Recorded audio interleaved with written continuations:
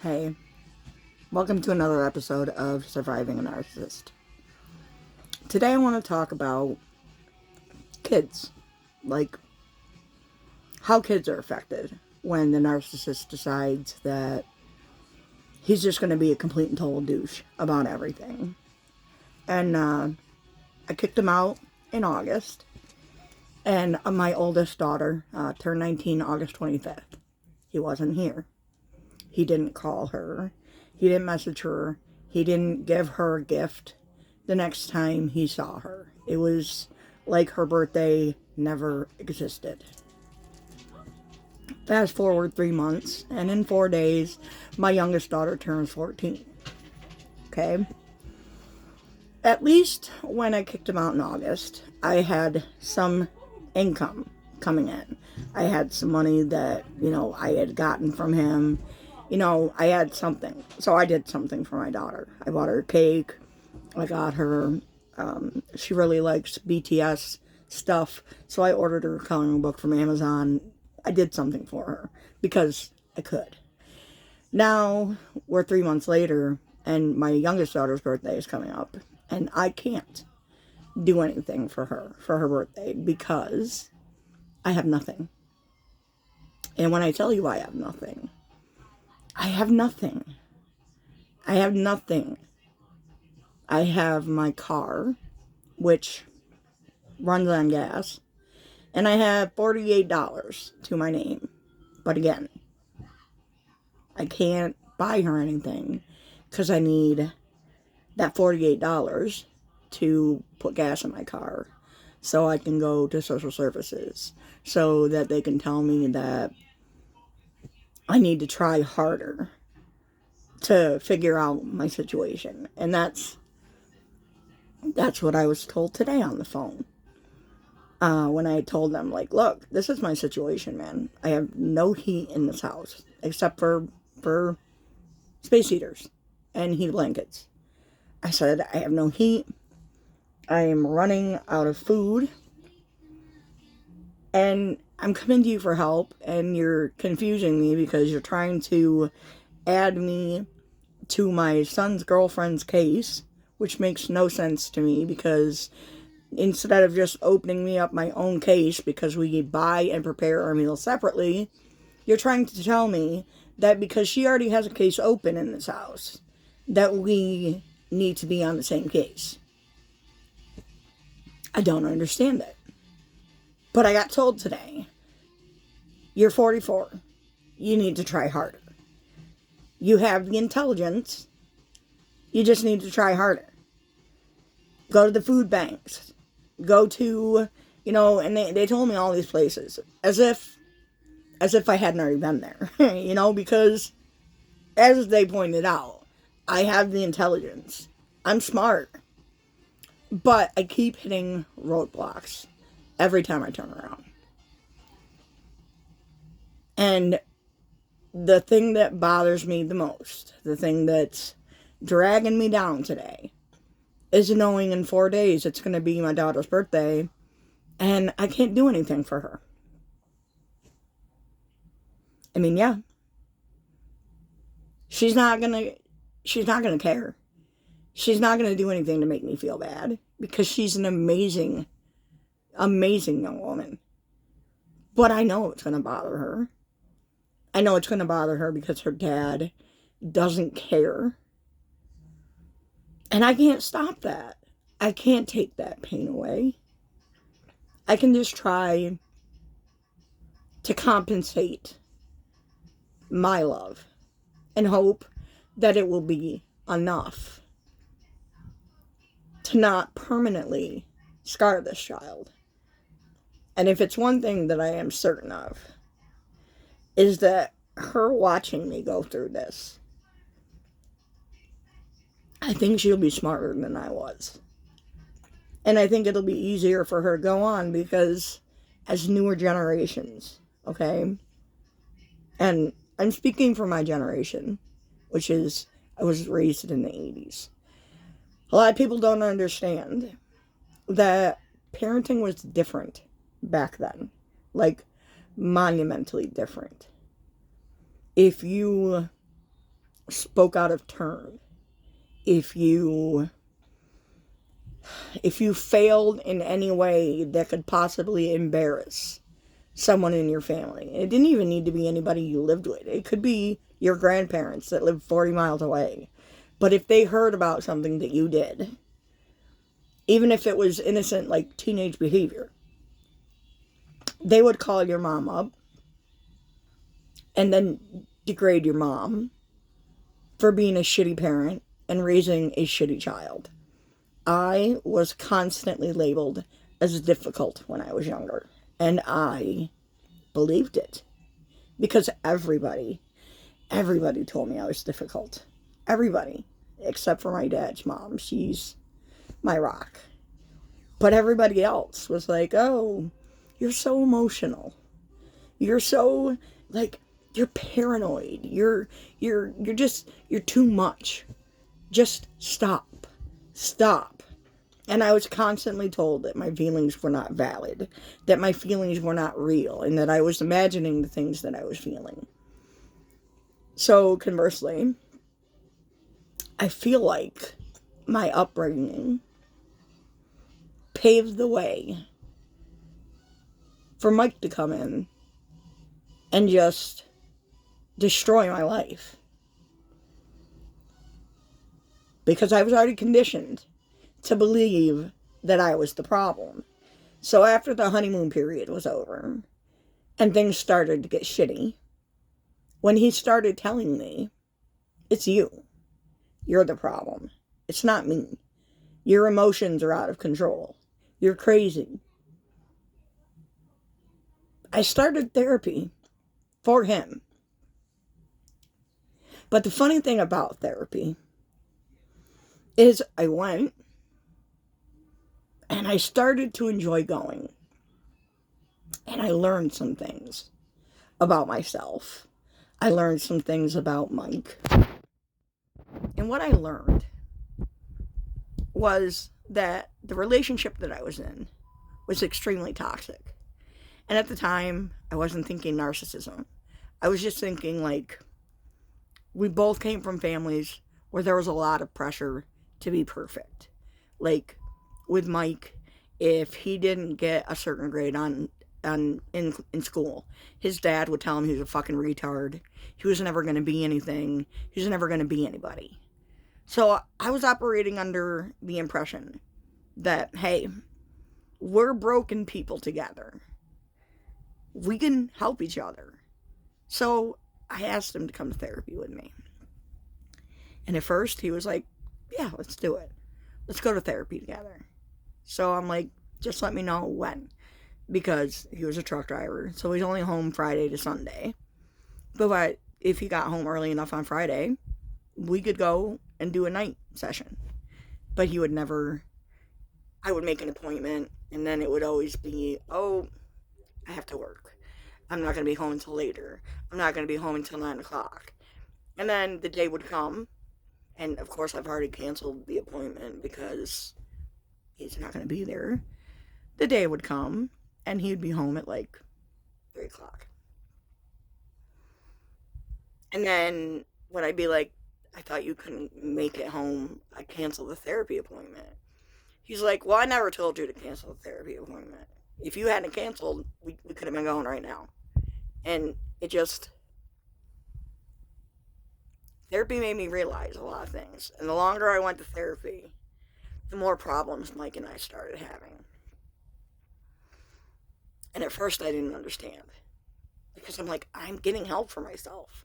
Like, I'm going into the therapist's office feeling a certain type of way. And then by the time I get done, I come out and I am like centered, relaxed. Like, she's helped me work through the things that were bothering me. Now, looking back on it, I can see that it got worse because he didn't like that I was changing. And in fact, he started pushing pretty heavily for me to ask for more meds because he would tell me that my mood swings were terrible. He would tell me, all I have to do is look at you the wrong way and you start screaming at me. And I'm like, I don't really remember. Like, his most favorite thing to do is I'd be sitting on the couch reading, just like reading. And he'd be like, what the fuck is your problem? I look over at him, I'm like, what do you mean, what's my problem? He's like, why do you look pissed off? And I'm like, just reading. He's like, you're fucking lying. What's wrong with you? And I'm like, nothing. I'm reading. There's nothing wrong with me. He's like, I don't understand why you gotta lie every minute of every day. Every time I ask you what's wrong, you don't want to tell me. And then you get mad at me because we never get our problems solved. Well, now I'm getting kind of mad because he's accusing me of doing shit that I'm not doing. And then I get up and I leave because I'm not going to engage in the behavior because all it does is stress me out. And if it's one thing I've learned since all the shit that happened to me in 2020, trying to kill myself, being in the mental hospital, if it's one thing I've learned is when it gets too intense for me, it's better for me to remove myself from the situation. I don't like to fight. I don't like confrontations. That's not to say that I won't fight, because I will. But if it's something dumb, like the fact that I have resting bitch face, this is just what my face looks like. Apparently, and it's not even like he's the first person that said it. Lots of people, have told me, you have resting bitch face. Sorry. I mean, I don't mean for it to be that way, but I just am. But, so I started going into my therapist. And where I was going, you had to see a therapist. And then after you saw the therapist, you'd go see a doctor who would prescribe the medication to you. And at one point, I was on Xanax.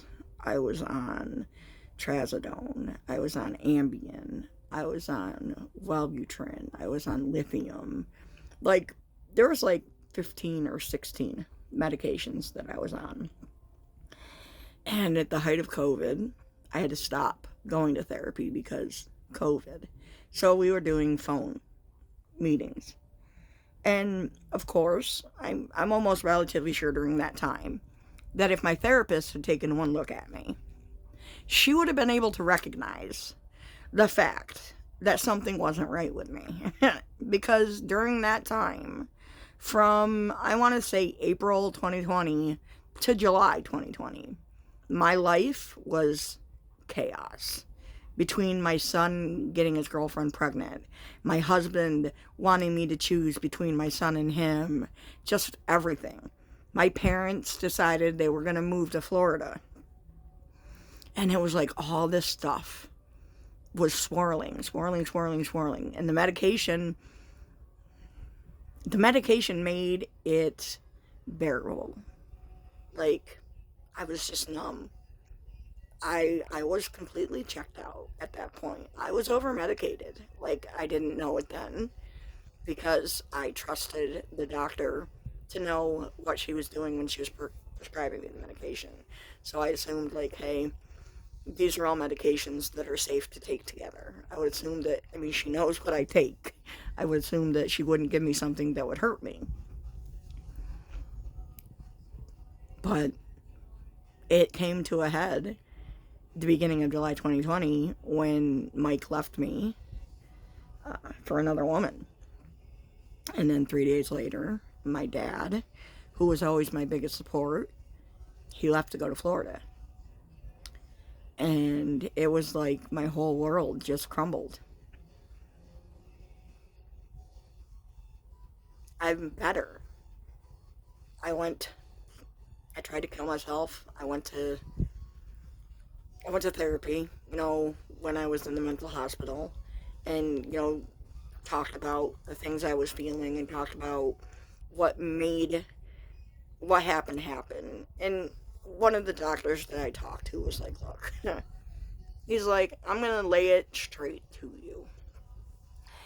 The doctor that prescribed you all those medications did you a disservice, and they should not be allowed to prescribe any more medication to anybody, because at least 7 of these medications have known contradictions with each other. 7. That's half of the medications that I was on was interacting with each other. So when I left the mental hospital, I was sent home with new prescriptions. And, take your meds, blah, blah, blah. But by that time, I got home and everything was gone. All my stuff. I had journals from when I was 15 years old, because when I get stressed, when I get, in my head, I try to write, because it just feels good. And it's none of the stuff. It's not anything like I could sell and make $1 million on. They're just like ramblings in my head. And as they were in my head, I wrote them down. They came out on paper. But he burned them, even though he was fucking someone else. He burned them because he didn't want me reliving my past.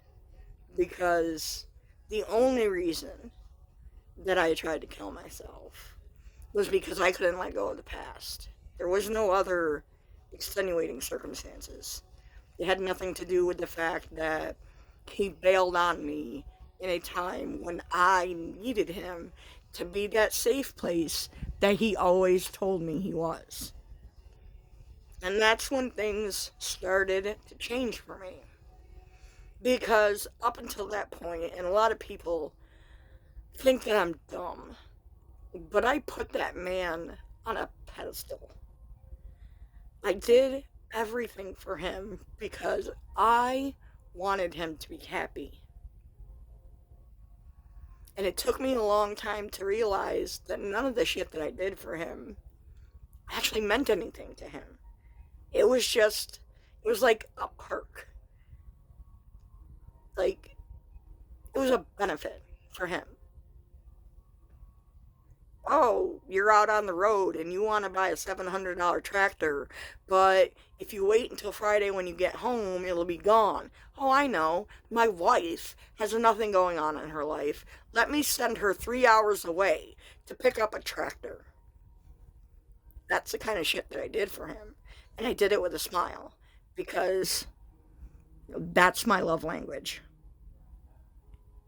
If I know that there's something that you enjoy, I make note of it. And then I do everything in my power to do things that I know make you happy. It's just who I am. And for a long time, I hated that about me.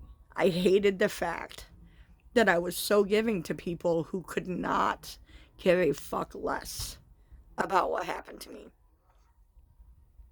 I hated it. But now I've come to the point where my heart is big.